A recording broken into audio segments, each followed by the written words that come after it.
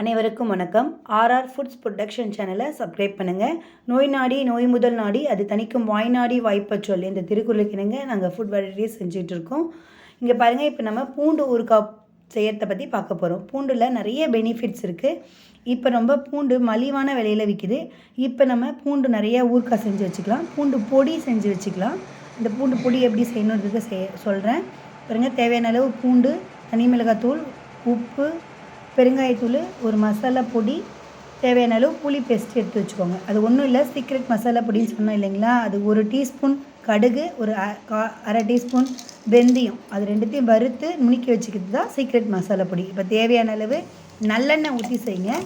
அதில் கொஞ்சம் கடுகு போட்டு தாளிச்சிட்டு நம்மளுடைய பூண்டில் 3/4 பூண்டை அப்படியே போட்டு வதக்குங்க. ஒரு 1/4 மட்டும் மிக்சியில் இருந்தால் நைஸாக அரைச்சி வச்சுக்கோங்க. இப்போ பூண்டு நல்லா வதங்கி வாசனை வந்த பிறகு அதிலே அப்படியே என்ன பண்ணுறீங்க, 1 டீஸ்பூன் மிளகாத்தூளை போடுங்க. அப்போ தான் அந்த கலர் நல்லா அழகாக தெரியும் பூண்டு ஊறுகாயில்.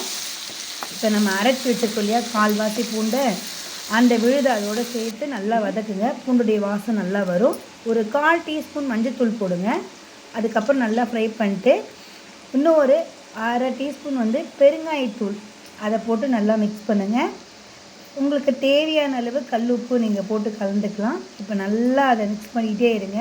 நம்ம ஒரு நெல்லிக்காய் அளவு புளியை கரைச்சி வைக்க சொல்லியிருக்கோம் இல்லைங்களா, சுட தண்ணியில் நல்லா ஊற வச்சு புளி பேஸ்ட் மாதிரி நல்லா திக்காக கரைச்சி வச்சுக்கோங்க. அப்போ தான் நல்லாயிருக்கும்.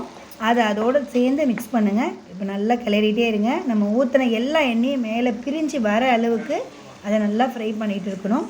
இப்போ நம்ம ஊற்றின எல்லா எண்ணெயும் மேலே வந்துருச்சு. பூண்டு ஊறுகாய் ரெடி ஆகிடுச்சு.